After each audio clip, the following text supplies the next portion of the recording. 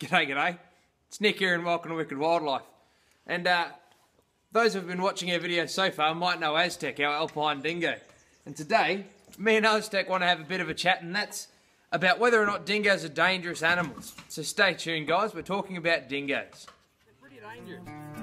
For Wicked Wildlife Encounter, this is Tully, our resident scrub member to our wild family here. Australian.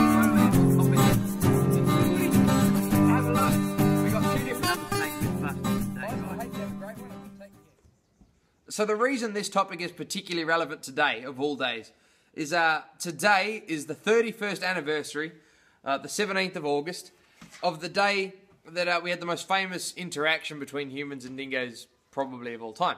And that is the day that Azaria Chamberlain, 2.5-year-old little girl, was taken by a dingo in the Uluru region.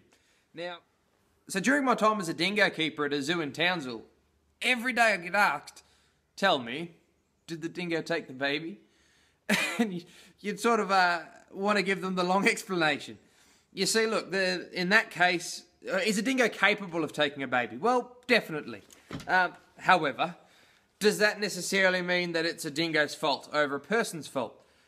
Think about it for a second. If you went to a national park in Zimbabwe and you left a baby unattended in a tent and it was taken by a leopard, would anybody say, oh, well, that was an accident? They'd say, no, where were you? You're in a national park.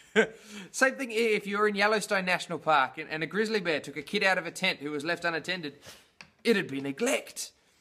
But the problem with dingoes is they look like fluffy dogs. So we expect them to behave like fluffy dogs. So they have the capacity to be dangerous, but so do Jack Russells and Dobermans and horses and cars and the like. So more specifically, we want to talk about how dangerous are they? Are they something we need to worry about?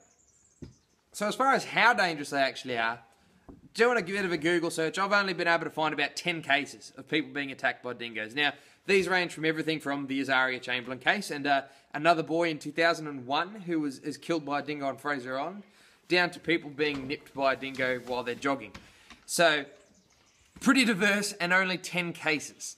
Now, when we compare this to cars, last year there was 1,267 people killed by cars.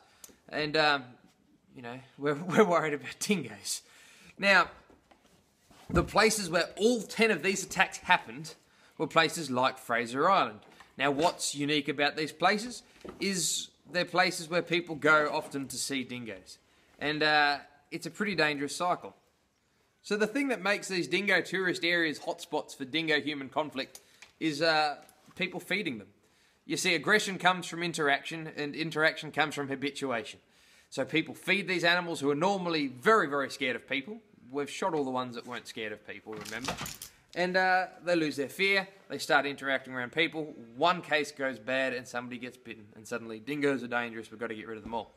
So look, it's not really the case. We make them dangerous. The reason, or the ways that we can avoid this, is when you're in places like Fraser Island, follow the ranger's directions. Look at the signs. Don't feed the dingoes. If you're fishing, put your fish or your fish bait in an esky and lock it in the back of the car when you're not using it. For God's sakes, don't try and attract them towards you. We don't want to alter this animal's behaviour.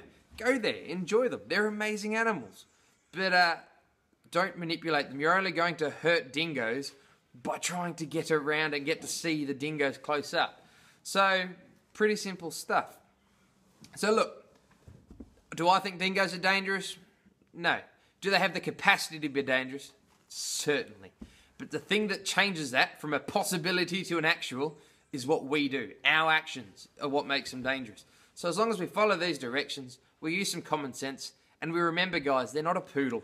They're a wild animal living in a national park. When you're in these areas, treat them as if you would a wolf or a fox or a lion, you know. We take a photo from their healthy, happy distance, and we, you know, enjoy the treasured memories. We don't need to attract them to our tents to get to be around them. Anyway, guys, I hope you enjoyed the video so far. Please, if you have, hit that subscribe button down below and leave a comment. Other than that, guys, be careful around our wildlife and have a good one and take care.